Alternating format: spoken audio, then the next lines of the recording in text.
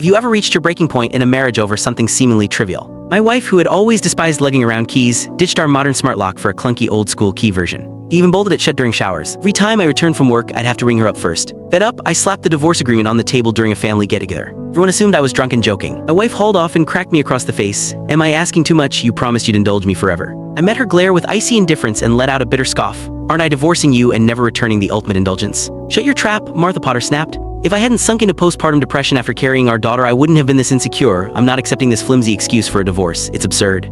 She jabbed her finger at my nose, her eyes brimming with unshed tears, but I didn't even glance at her. Closing my briefcase with deliberate finality, I said coldly, "Sign it. You don't want to make things ugly." The crowd gawked at Martha, who was trembling with anger, while I remained composed. Whisper spread through the room. They couldn't comprehend why I'd torch our marriage over such a trivial matter. Before that, I had always bent over backward for her. Martha snapped out of her shock and lunged forward. Her father, Robert Potter, sensed the gravity of the situation, scrambling to his feet. I stood up to leave, but Martha's therapist, Sean Lynch, clamped a firm hand on my shoulder and shoved me back down. "Your wife is battling severe postpartum depression and has no sense of security," he declared. "Locking the door is her way of shielding herself. How can you be so callous and unforgiving? It's your endless nitpicking that's exacerbating her condition." Relatives nodded, their loyalties aligning squarely with Sean. "Dr. Lynch has a point. I think Jerome has got some other grudge and is venting it on Martha. He is mooching off the family and still pitching fits. Only Martha would tolerate him." Martha silenced the chatter with a sharp glance, then pivoted toward me with a softer expression. "Honey, I'm sorry," she cooed. "I get that my illness has put you through the ringer. You never raised your voice at me before. For the love we shared over 10 years, can you just cool off a bit? Is your mom's treatment running short on funds again? No need to feel awkward about it. She's my family too."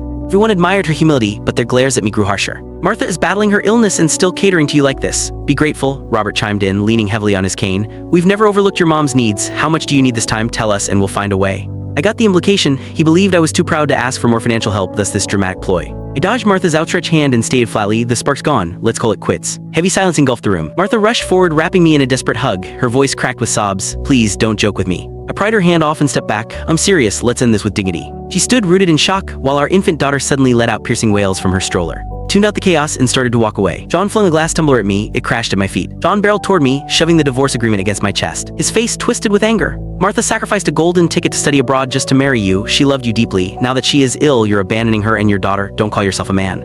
I faced his outburst with cool amusement. "How is my split from my wife any of your business?" Spittle flew from Sean's lips as he seized my collar, bellowing, "You're blind to your privilege. How much cash have you guzzled down for your comatose mother? Don't you have a conscience? Without Martha's help, she would have been long gone." I delivered a swift kick to his midsection, sending him sprawling. "Stay out of my family's affairs. A shrink like you has no place at this gathering." Martha pushed past me in a frenzy, helping Sean to his feet. Her words tumbled out in a stutter. "Why lash out at him? He's done nothing wrong." "He deserves it for running his mouth," I retorted, my resolve strengthened by their tender exchange. The crowd's jeers grew louder, erasing my decade of sacrifices. They branded me a thankless leech, claiming Martha had endured hardship. Click the link on the homepage to watch the full follow-up for free.